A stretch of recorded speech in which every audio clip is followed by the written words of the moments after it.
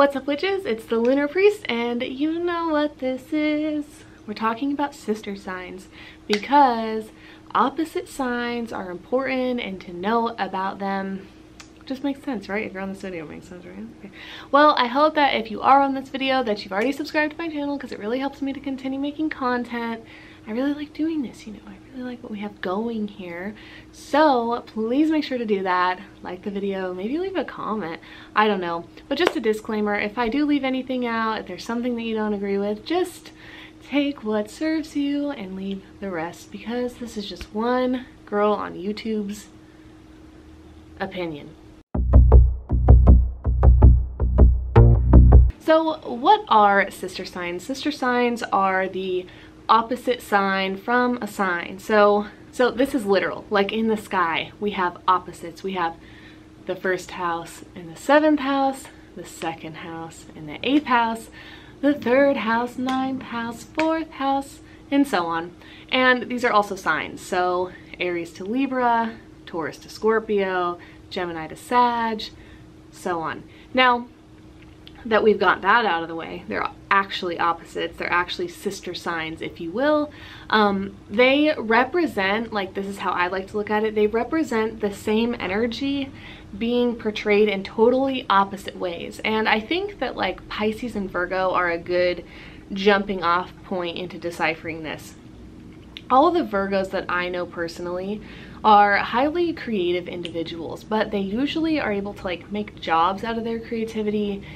They do it over and over again. In the tarot, the 8 of Pentacles is a Virgo sun card, and it's literally someone perfecting creating a coin over and over again. And so it literally represents almost like this repetition and this due diligence and constant attention to detail, perfecting this craft, right? They're taking the creativity and putting it on the material plane, on the earth plane. They're taking it and they're revising it and creating it over and over again until they have a perfect formula of capturing the creativity into their earthy, boxy, logical lens of this world.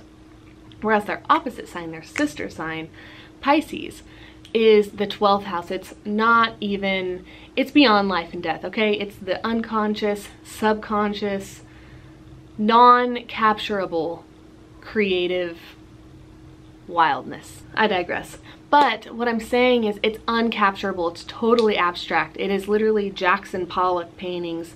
Picasso is even still pretty structured for a Pisces representation of art. So what I'm saying is there's this similar vibe going on in its central core. There's something being channeled, created, something from outside being put on this earth. But a Pisces is more likely to maybe be more of an abstract type of person, maybe jump from here to there. Yes, maybe they're artists, but they might not stick to one thing over and over again, whereas a Virgo would be more likely to perfect their craft. Even if it wasn't art, if it was skateboarding or something like that, they might be more meticulous about the way they look at things. They're looking at things with way more of a, how do I make this better? What's right? Let me take this information and apply it. Let me take logic. Let me take time. Let me do all these things and pressurize my creativity to be something. Whereas Pisces is taking all of its things to not be something. It's trying to get out of this material world, right? It's trying to get into the abstract. Hence why the 12th house often has problems with substance abuse and addiction and sleeping and all these things. Like, let me leave here, okay? So that is kind of the essence of a sister sign, if you will. Looking at the different sister signs and looking at your opposite sign of whatever you're studying can really help you to get a lens of like, what are these central 6 archetypes, right? So we already talked about the 6th house and the 12th house. Now let's kind of like go backwards a click. Let's go from the 11th house to the 5th house. So Aquarius to Leo. We have, again, we have this creative leadership going on, if you will. I would say Aquarians are here. We're in the Aquarian age. Aquarian type of things are very creative. It's about societal evolution, the community, the collective, our friendships, etc. We're paying attention to everybody else. We're taking that information, coming up with our own niche ideas, we being the Aquarian archetype. And then we're coming up with something new to get everybody excited. We're coming up with a new philosophy, a concept, a song, etc., and we're sharing it for the benefit of the whole collective to raise up. Whereas when we go to its opposite, its sister sign, we have this idea of the performer in the Leo, the spotlight, the stage, all associated to Leo. And Leo is also taking a group of people and inspiring and igniting, except it's doing it through the lens of I, myself, me, radiating. It's taking the sun energy of like, it's all about me, I'm the center, right? And they want to guide that way from the heart space, me, you know, let me inspire you. Whereas Aquarius is more Uranus and Saturn. It's like, let me look at how things are actually going here, and let me look at the collective. Uranus and Saturn are both generational planets. It's like, let me look at the collective here, and then I'll decide how I'm going to lead things, or how I'm going to do things, and how I'm going to subject my own logical input into society. Catch my drift? There's a plane going by. Dialing it back again, we have the 10th house and the 4th house, so Capricorn and Cancer. And both of those things, they're highly opposite, right? Like, I mean, all these have been very highly opposite, but Capricorn, this kind of Earth Mother, Saturnine, work hard, reach the next level, show up every day, practice makes practice,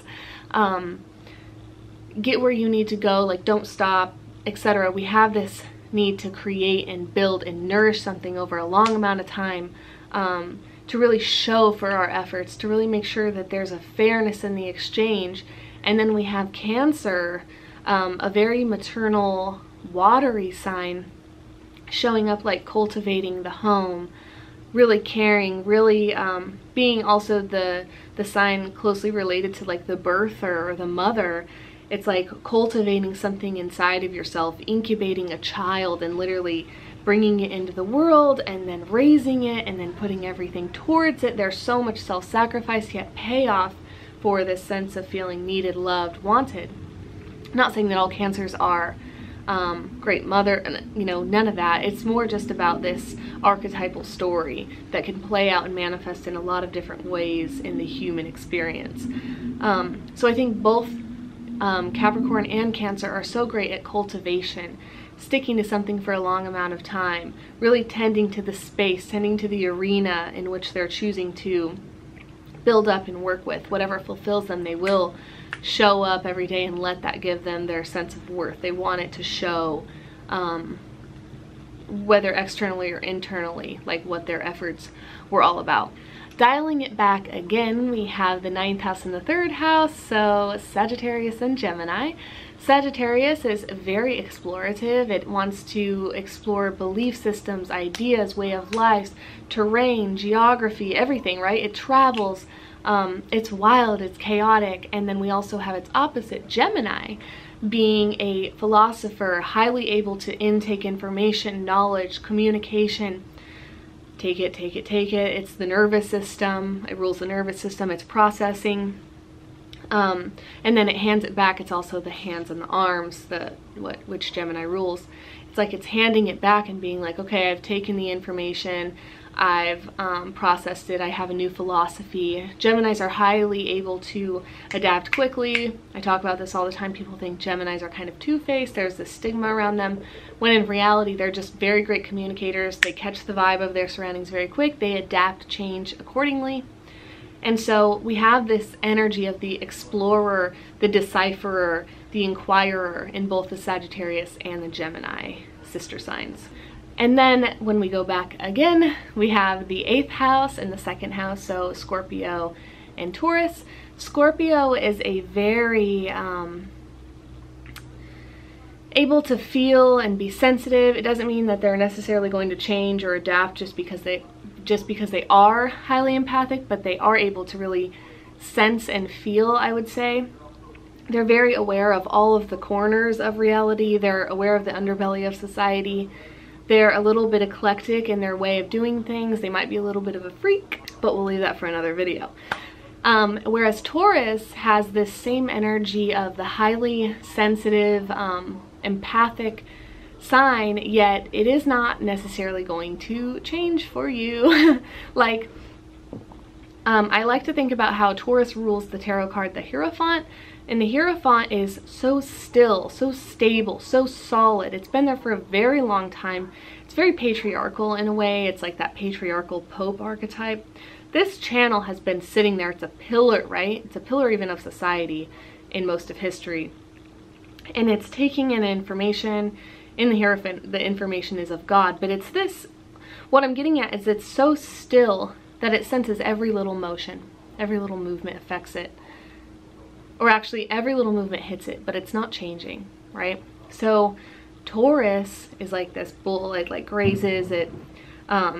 It's finding all the grass. It's roaming around, but it's not doing it on anyone else's watch, and it's not going to necessarily get scared if another animal comes along and does its thing too.